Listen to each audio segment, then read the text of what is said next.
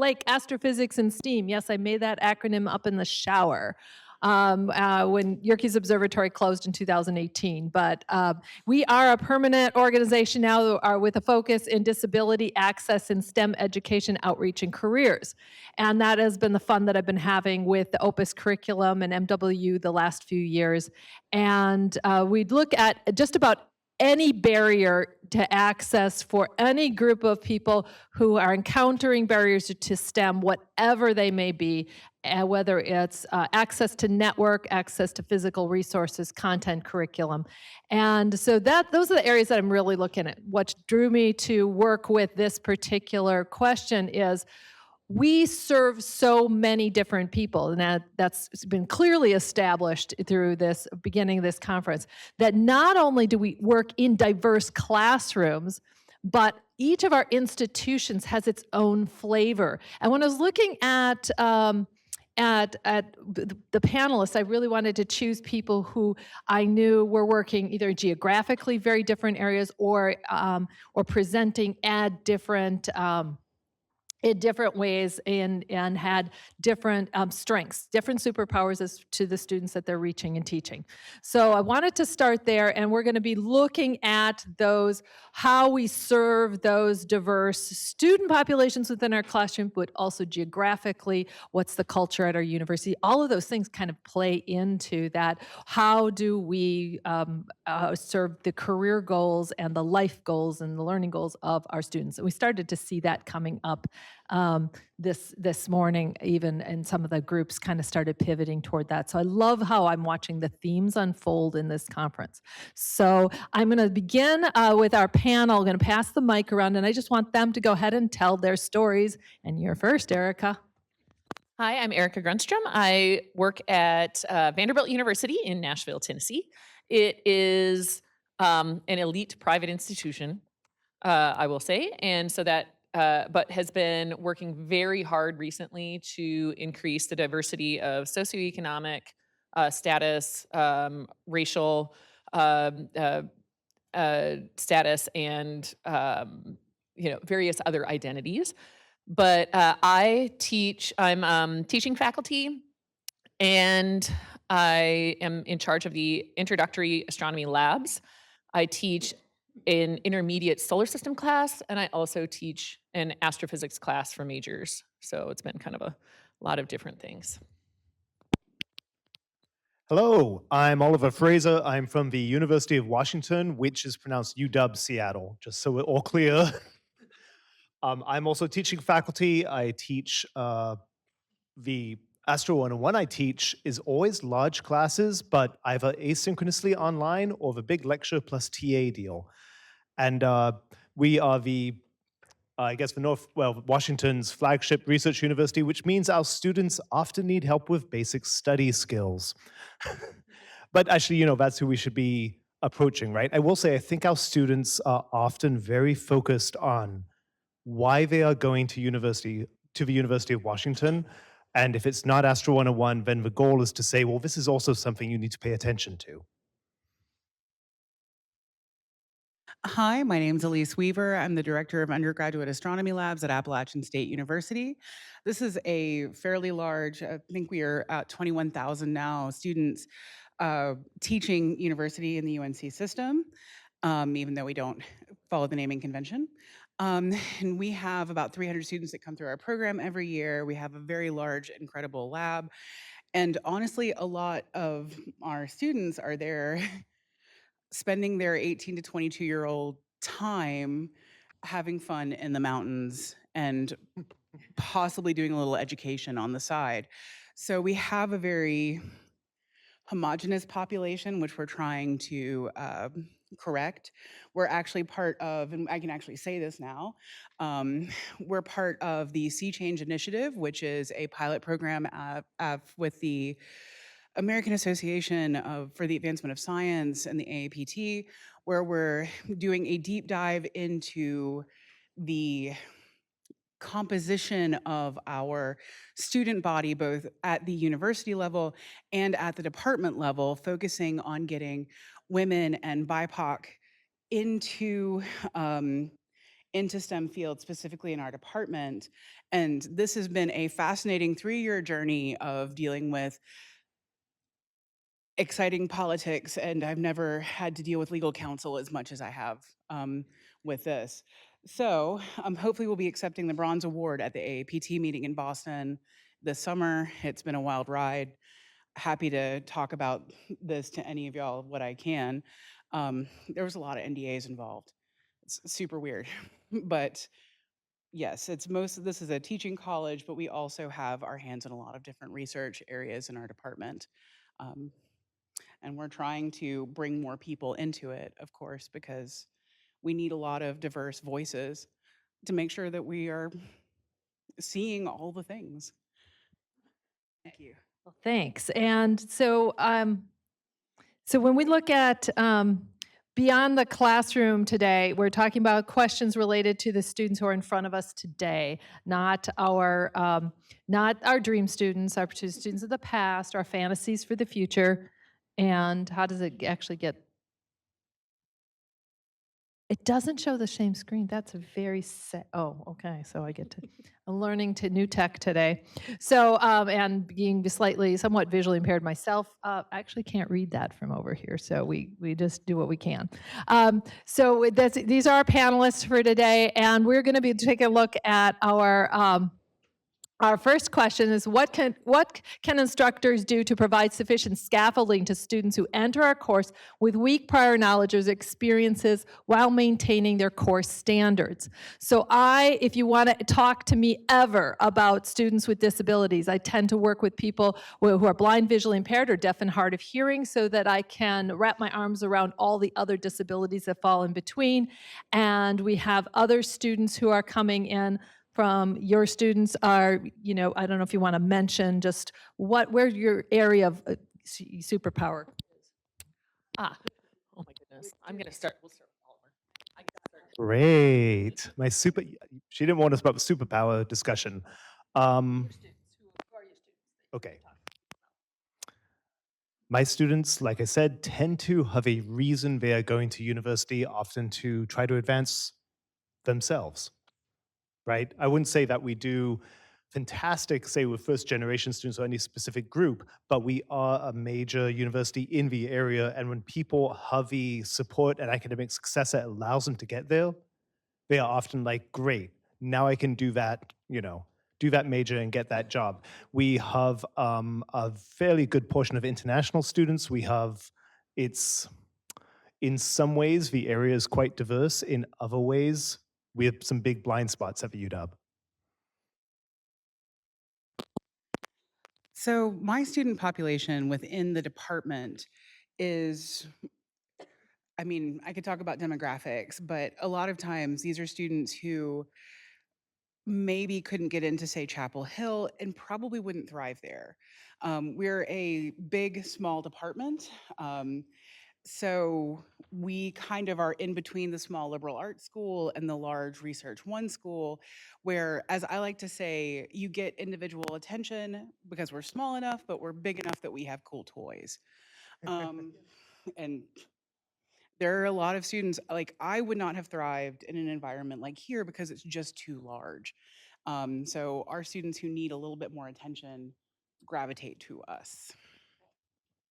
Oh, you got it. Yeah, I got it. And so at Vanderbilt, they're very high-powered students, high academic level, and they do tend to think of especially astronomy classes as like, this is a thing this is my checkbox that I have to do.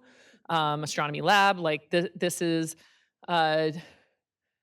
astronomy lab is one of the two main labs that people take if they're not being STEM majors, right? So they either take the geology labs or they take astronomy labs, very specifically.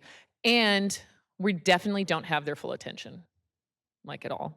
And so but if they want to get into it, they can. And I also have people who they work hard and they play hard at Vanderbilt. And so they really, really, really try and get the best grade that they can. And thankfully, I don't have a lot of pre-meds, so which is a huge problem. So as you go off, we're going to start our same routine that we were doing this morning. We're going to get 5 minutes at your table, 5 minutes in your zone, and then 1 minute to report out. And so as you're starting to think about, why your students need scaffolding and what scaffolding can you provide to compensate for weak prior knowledge coming in while accommodating diverse population and holding to whatever your learning goals were for your class. So with that, Reed, let's reset this and hit it.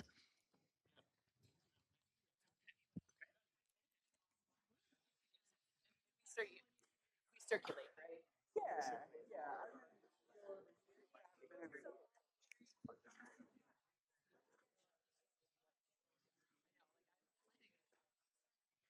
Sorry for handling that awkwardly.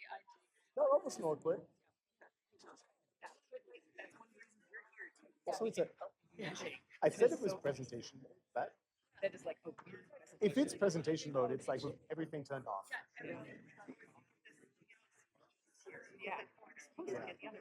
But look, time. This was the thing. Like, I can see the one. Yeah. So- I can dot it. So we were just talking about, we should remind everyone to be like, add some record to Discord. You'll want it tomorrow. Yes, we will. I've got some stuff to add. I know you already put out my stuff.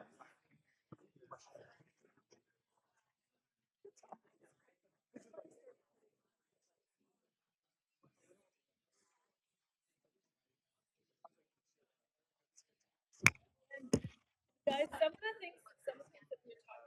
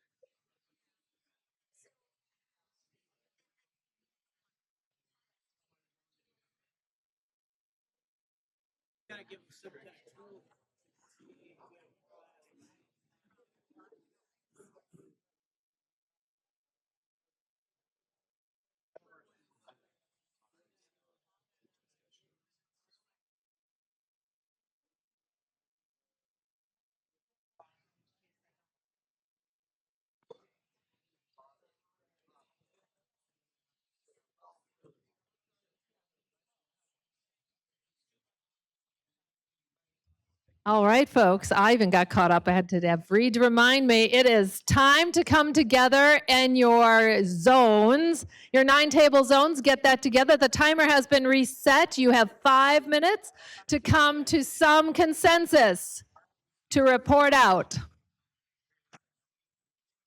Wave your hands in the air if you have any problems. We will come help.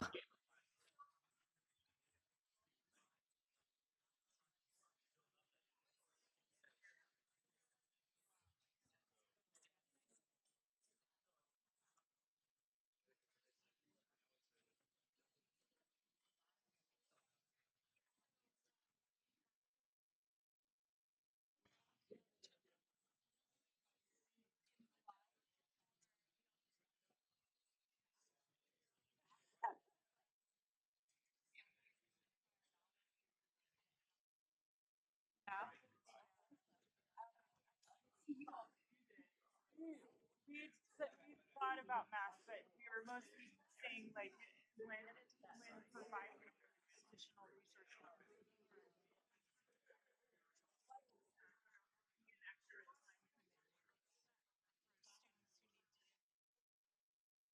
Yeah, math.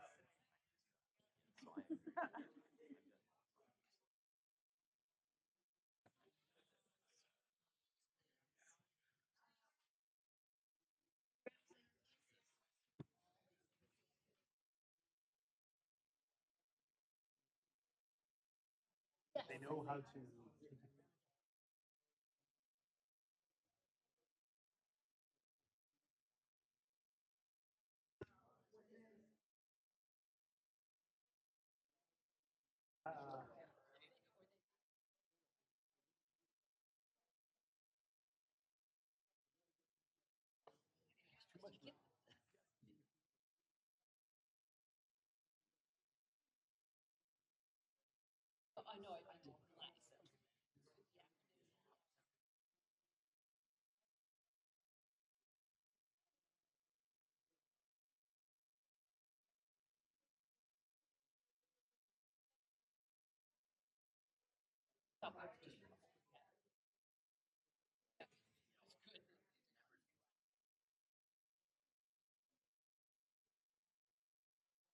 Astronomy needs, can't do a program without a great acronym.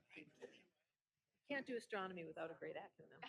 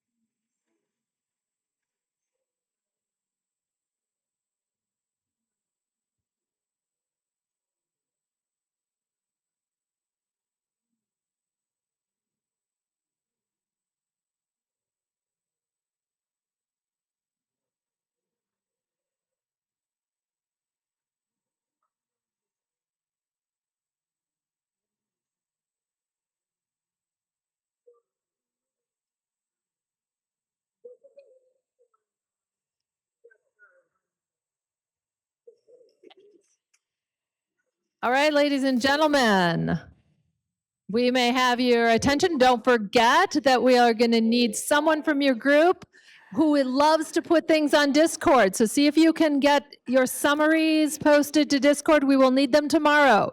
So I believe we have a voluntold group over here that is ready to go. Okay, all right, I'll try my best.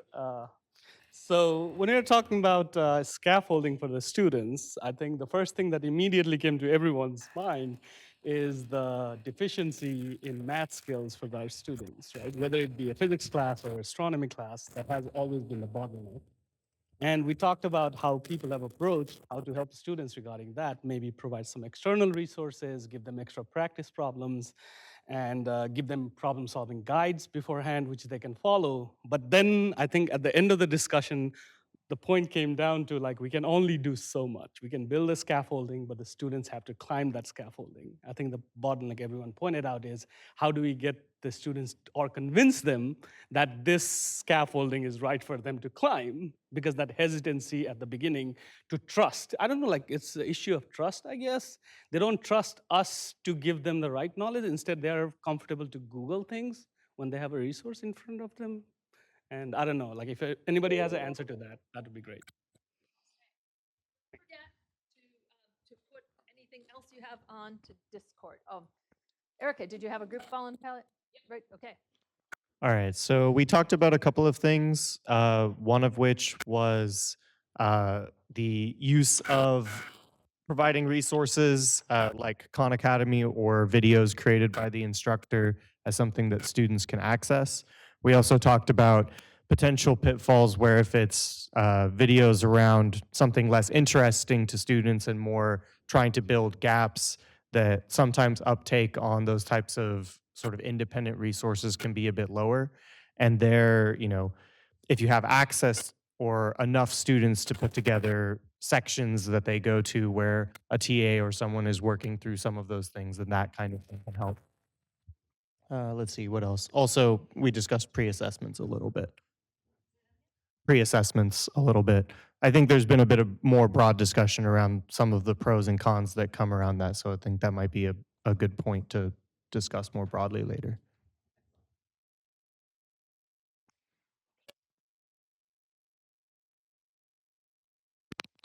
So we had a little bit of philosophical discussion here about the difference between remediation and scaffolding and whether they're in fact the same thing or they could sometimes be the same place, right?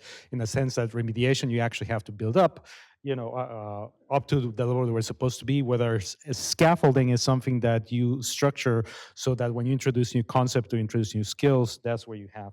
So we talked, for instance, about, a system of rewarding growth with lots of formative testing, small, low-stakes assignments that you put all over there with lots of feedback to help that correction over there.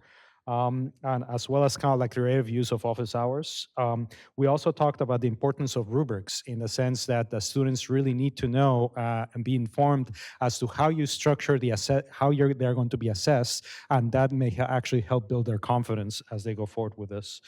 We talked about, was it Adam Frank at Play in the Universe? You know, and that was a discussion about gamification in a sense that the students would actually do a ridiculous amount of work for extra credits or for essentially badges and all of that that have nothing to do with grades. Maybe we need to weaponize that. All right.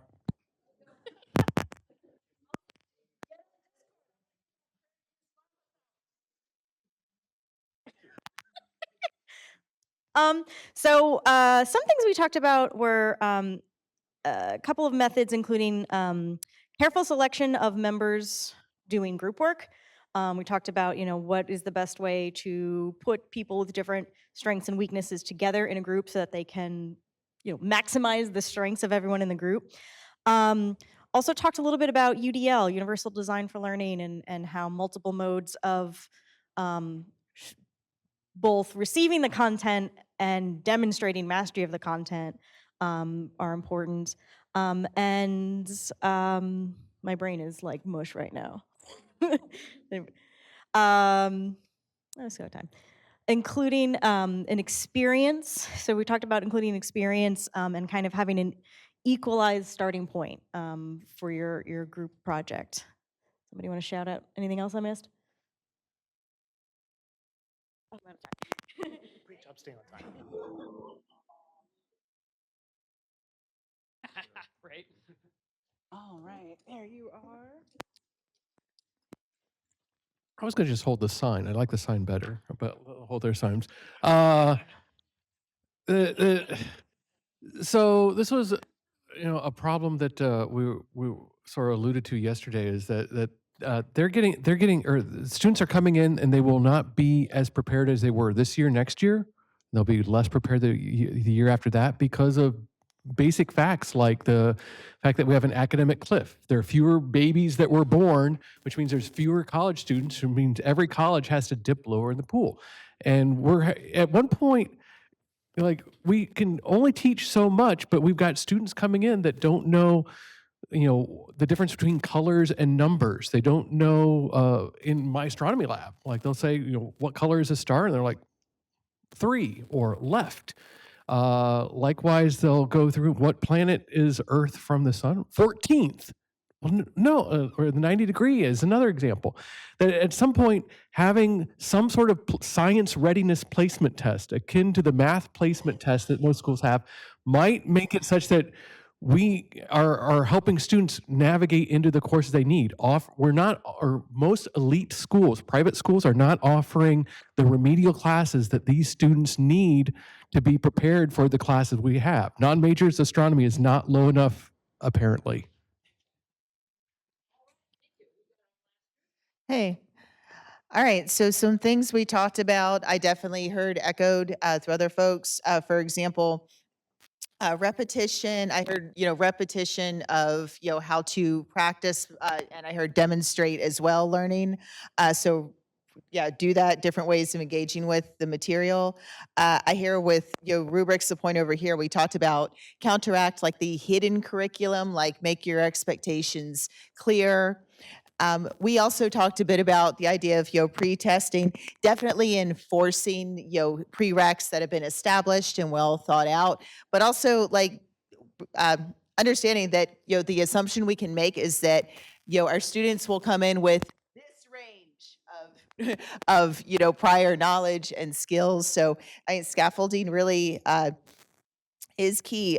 Also, normalizing the idea that asking for help is good, is fine, is expected. That we have these resources like office hours and TAs and student groups that we can't wait to use with you. So we are going to discussion here on. Yep, my mic is not on. Okay, this is very, so thinking about, the only thing that I didn't hear come up that was talked about yesterday was being very explicit about where you're going and what you're, for each lesson. So that was one thing I wanted to see if anybody wants to circle back to it sometime. So question number 2, what are those hidden expectations in Astronomy 101 that represent barriers to access for to diverse student groups? So yesterday, one thing that came up was, we are assuming all students were taught X, okay, or all students had qualified teachers. So I want you to think deeply about that. Did any panelist have something they wanted to chime in on? And I also wanted people to think about what diversity means. Like, does it mean diverse socioeconomic status? Or are we talking about diverse, like, disabilities or different abilities? Those kinds of things too. So those are ways that you could go. Okay, with that, in your pairs, in your at your tables, you've got 5 minutes. Okay, that one's on. Cool. Okay, It's not a battery. But it's been a long time. all right. You got 2. Yeah, I think we'll be lucky if we, like, mush for brains, that's about it.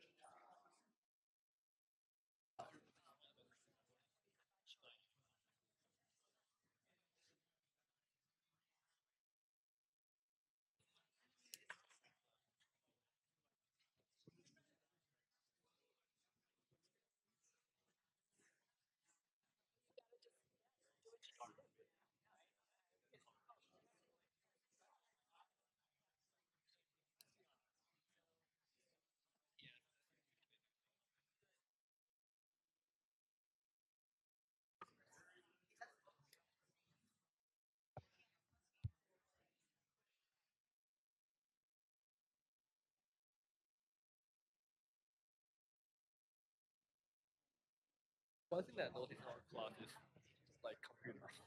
Pardon? Computers.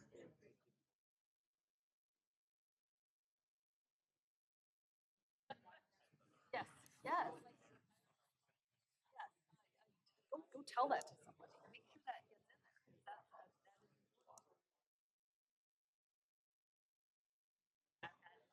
is more than, yes.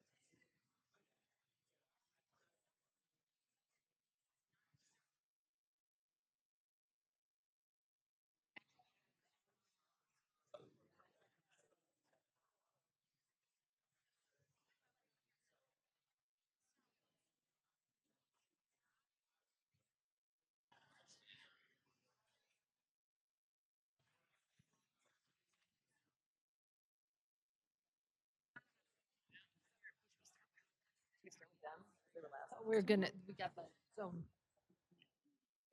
Okay, next up, you've got 5 minutes in your zone. 5 minutes in your zone to discuss. And don't forget Discord, folks.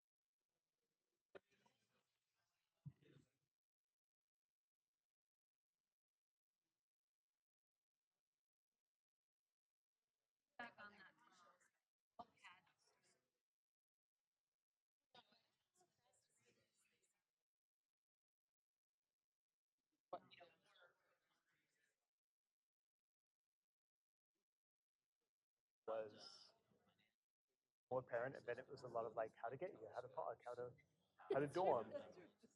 That's for messaging, which is totally reasonable, right? I think people may think we're doing this tomorrow. Yes.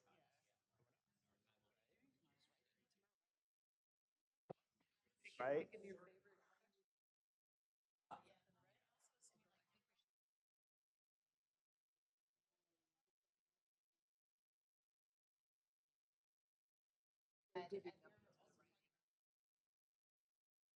Whatever, maybe ask this question. Do we want to remind people that tomorrow is a writing day? Like, the reason stuff on Discord is because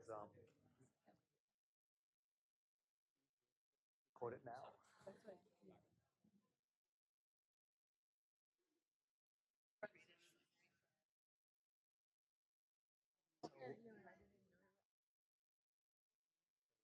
my wife works at Microsoft. Obviously, they encourage to use it. Someone who is like, one person was asking someone else to take notes during the meeting. Act together because one, they don't know what's going on. Two, like, you don't ask someone to take notes.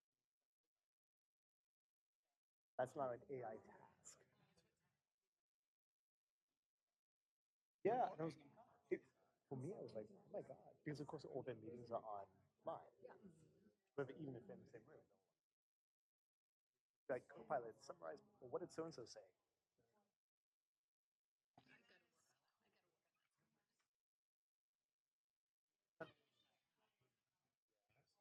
Really?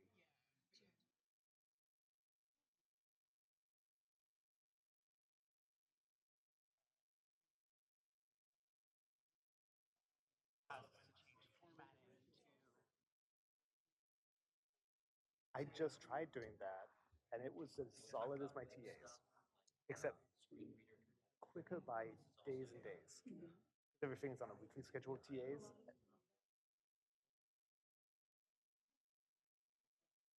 Yeah.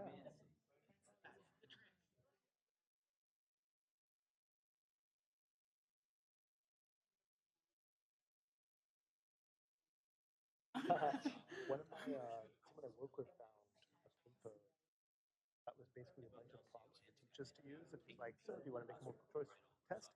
Here's a prompt that you can take and do a little customizing and just Remember that it's going to interpret just like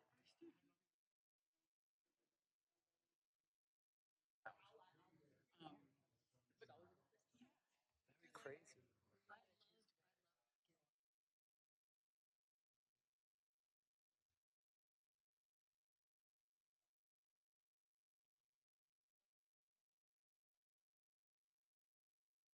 Figure this out.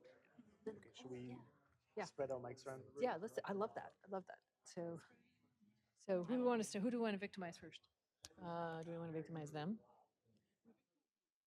Yeah. Yeah. So- Yeah, I got it. Okay. Could I hand this over? Okay, yeah. We're here. We're ready for Group F. Group F, F for fun. Yeah. So we talked a lot about diversity. We talked things about simple things like color blindness too. I noticed the one graph was red and green. A lot of students can't see the difference in those colors. And if you color code your markers and stuff, you have to be aware of that. My students, a lot of them work. So I always drop the lowest lab. So if they have to miss something, they come in late. I work till 4 a.m. We are not allowed to count attendance towards grades. Things like that. So I'm like, come see me. If you have to miss something, always come talk to me. Terms, especially I have a lot of international students. Terms, words can be very hard for them, catching up with things like that, making sure they have assumptions, making sure I go from high school students to, people who have been out of school for 20 years, making sure, if you need help with the math, come see me, we'll catch you up, things along those lines. So the diversity is a lot of different ways, so. This group over here. Okay, David. Thank you. So we discuss some of the obstacles that students may face, such as nutrition, sleep, chunks of undisturbed time in which to do their work. Students need accommodations, and those accommodations not being realized. At our institutions, it costs money to be diagnosed and receive accommodations, and sometimes it's obvious that students need that. Reading and writing at least a middle school level, language, using academic language rather than vernacular. Urban students often haven't seen a dark sky, so they can contextualize what we're describing in our lectures. Culture, for discussion groups, sometimes students of various cultures will not communicate with other students in a group. They'll until they're very comfortable with them. Office hours. In some cultures, it's not inappropriate for students to go individually into a professor's office hours, especially a male professor. And students with trauma who are uncomfortable at being close to others. Perfect. Mic drop. All right, who wants the?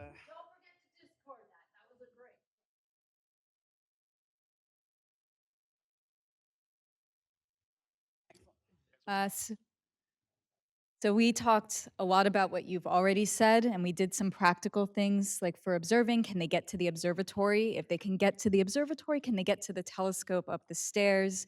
We have hearing and visually impaired students. So for things like red versus blue stars, not all students can tell the difference and classify stars based on color.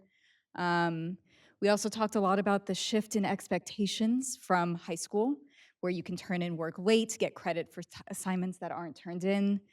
That's not necessarily going to happen for you in college. We have students who don't know what office hours are, let alone feel comfortable going to them. Is that time when you're in your office working, or are those times for students? What am I missing? Time management, study skills, being able to organize their time when school doesn't take up 8 hours of their day continuously. And did I get it?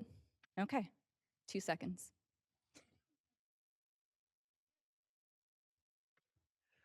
All right, so we talked about many of the issues that people have already talked about, so I'm not going to repeat those.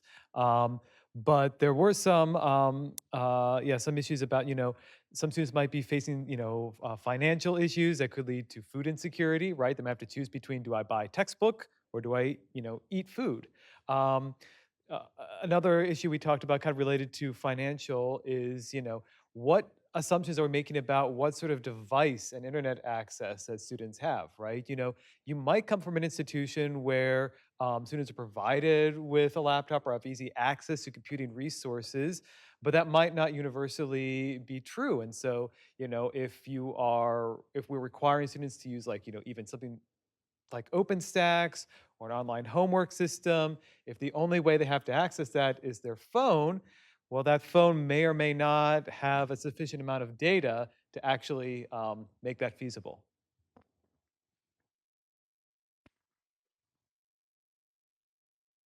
All right, I'm going to take a whack at this. So the sort of umbrella term that we were coalescing around was either institutional or instructional assumptions about students walking into your classroom being this barrier for your diverse students. We make assumptions about our students, namely that they care about the same things we care about, that they love astronomy for the same reasons that we love astronomy, and that they're in the room because they want to learn astronomy, where we've probably all heard examples of students who take astronomy 101 because they are afraid of math and they think it's going to be the easier out of all the sciences, right? But then there's the basic ones, which you guys have talked about, food insecurity, unhoused populations. These are all assumptions. These are all things that are realities for our students, especially a diverse student population. And we know that diverse teams are strong teams. So if we want to see that in our classrooms, then we can't make those assumptions. And then we talked all the way down to the pipeline. Elementary teachers have low science identity, things like that.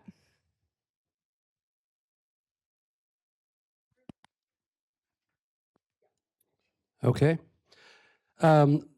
We talked about some of the same things that many of us mentioned, and it's worth repeating that there are students with visual impairment, hearing impairment, who, if we don't prepare our course materials appropriately or our online materials appropriately, they'll be left out. One example that was given was the sonification of the pulsars would be meaningless or difficult to comprehend for someone with a hearing impairment. We also brought up the fact that maybe not everybody loves astronomy. We talked about the wow factor and how that's an advantage for astronomy education, but we have to reach those students who aren't there because of their love for the night sky. Yeah. We've said that we often assume that all students know how college works, the hidden curriculum idea, and not everyone understands how to take advantage of office hours, accessibility services, and those sorts of things. There's a wide range of things students would need to know. And that's my time.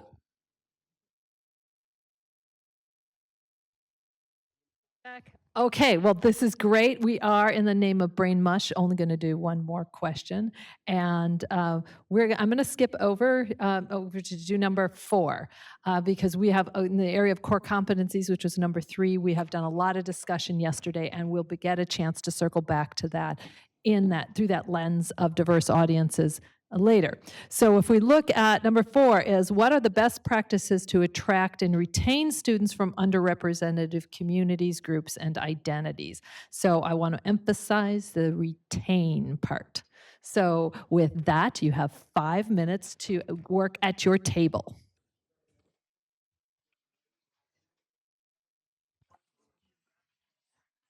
Still want to remind them. That's okay.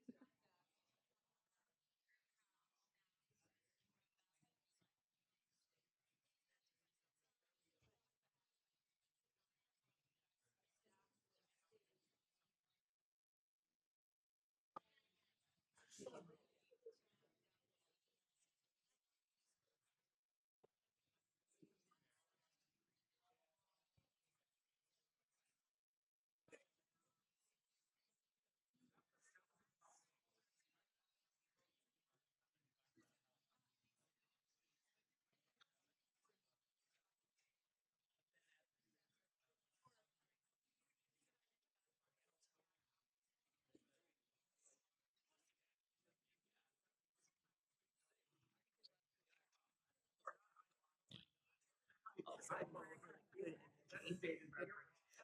want to do a better job in my lecture. But I am. It's like no pushback. It's one lecture, no pushback, except people don't come. Right, exactly. Yeah. I know. Which I just feel like has the downside is that then the people who do come just really like it. And I'm really like, this is great. Keep doing the same product. Not the right feedback cycle. Yeah. I don't know. I had my students do. So you know how I was telling you that they could choose to do the final or not, right? So if they chose not to do the final, they had to write me a paragraph. The whole paragraph. Yeah. In a paragraph, they didn't have to say like why they didn't take the final. They had to say like, okay, what is there are two choices. What's something about something in the solar system?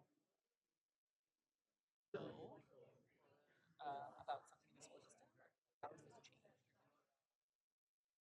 Or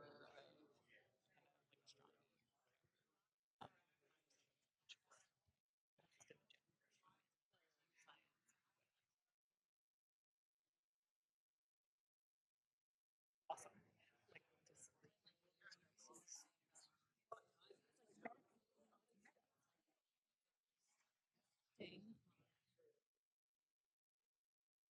Okay, awesome, ladies and gentlemen. I see hand waving going on. This is all a good sign. Now it is time for you to clump up in your zones.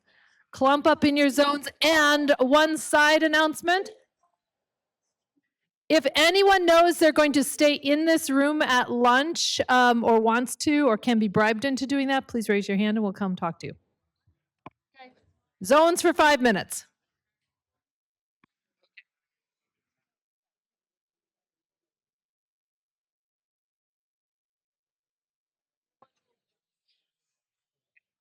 I mean, it doesn't have to be a lot shorter.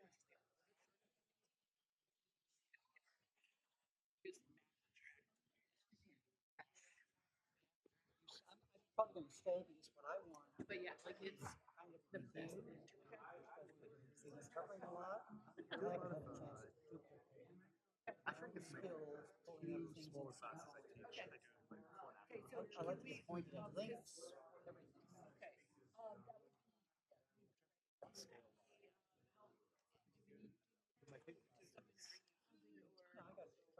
Okay, I'm fine. lecture class has 2 days.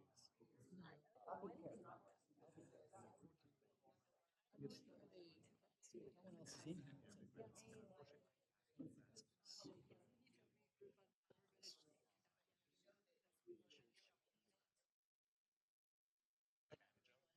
these questions are good.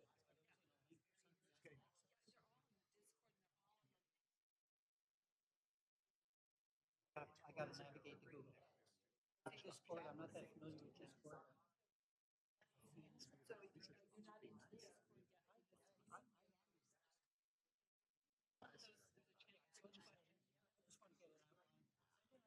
See the island, how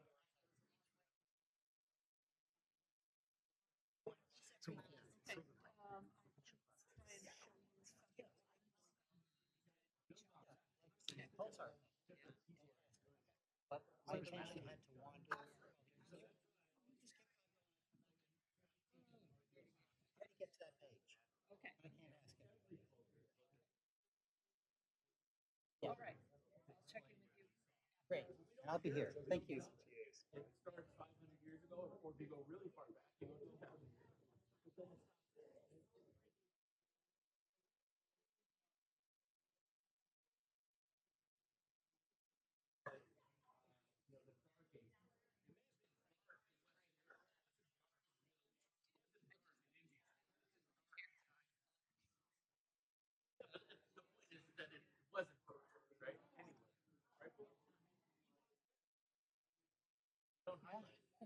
Very.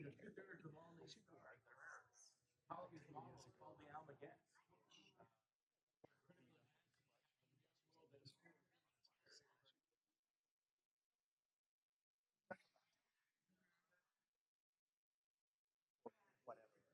It doesn't have to, that's it.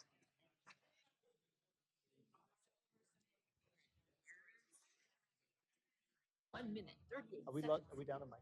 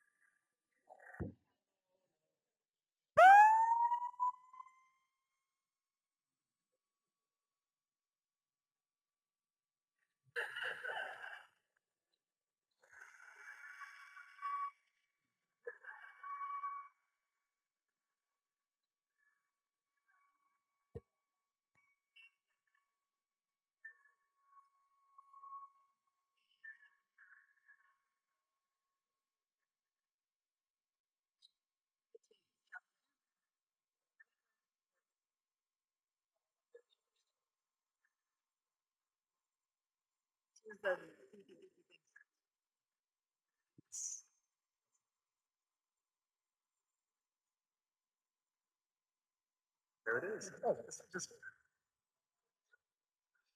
Okay, it's time to find a representative. Before we start reporting back, one thing we were talking about internally is that some of us looked ahead of a schedule for tomorrow. And did you know that we are not doing this? Tomorrow is a writing day. This is the rough draft. And we encourage you to take any ideas that are easily accessible right now, because you've just been talking about them, and put them in the Discord, because tomorrow you're going to be really happy you did that.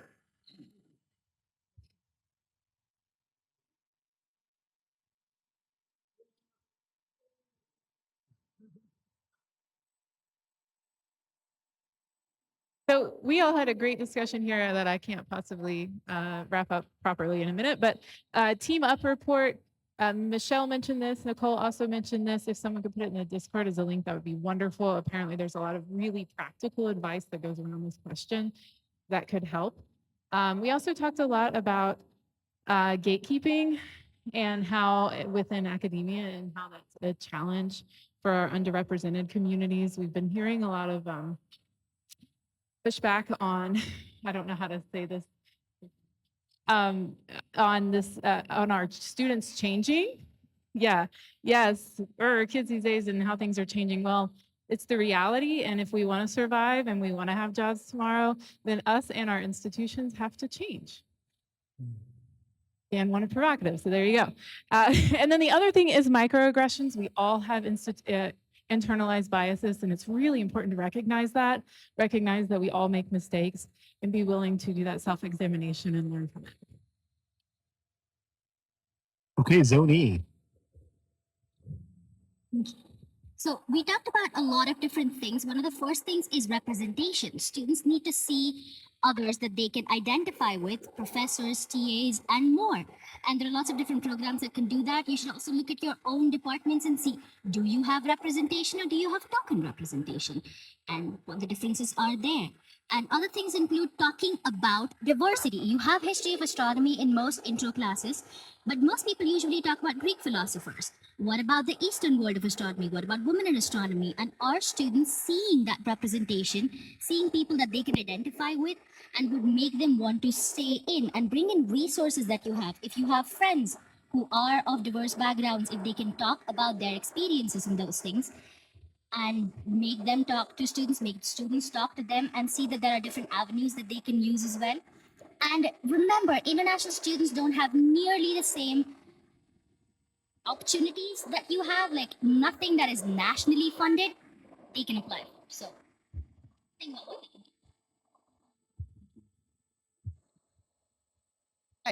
do. So every single thing that Representative from E said about how diverse people, community, cultures have been doing astronomy this whole time. Like It's not just Hidden Figures. It's not just, you know, from 2,000 years ago. It's yes and making sure that is made clear, you know, for all of our students, you know, that representation matters greatly. And also inclusion, inclusion of these stories, but you know, inclusion of people. For example, establishing one-on-one interactions, whether it's greeting folks, you know, on the first day, especially in a large class, or if you're on and online, giving students a way to introduce themselves, or even doing that in in-person class. One thing we talked about was the management of group work that can, you know, for all kinds of reasons go south and leave people feeling excluded, you know, for various reasons, including the biases that, you know, group B was talking about, but having clear guidelines for that.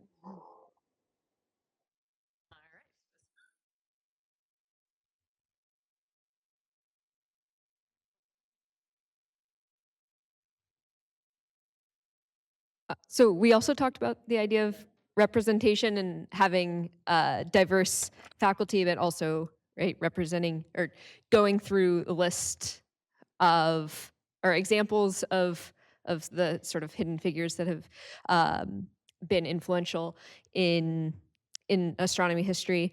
We also talked about having flexibility with due dates and having low stakes formative assessments, so to not get just lose people early on. And we also talked about the idea of mentorship, allowing students to be mentors to students in either, if they're university students, mentoring maybe outreach to high school or middle school, and even we have some high school teachers here, so having the high school students mentor middle school and stuff to give them a sense of the identity. Also talked about making an actual connection between person to person with the instructor, calling students by name, asking them pronunciation.